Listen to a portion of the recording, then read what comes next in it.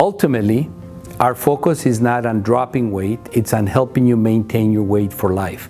And I think that that's what sets us apart, because our 50% of our energy is going into helping individuals maintain, while the other 50% of energy is helping individuals learn how to release, how to begin that transition.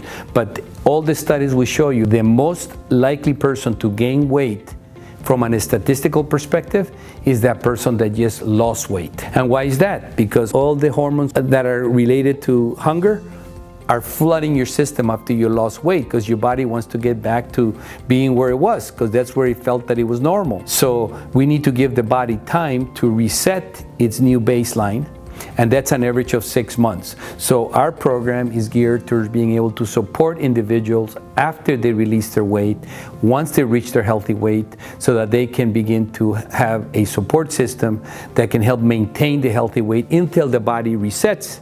And then at that point, it's not going to be as big of a challenge for them to maintain their weight.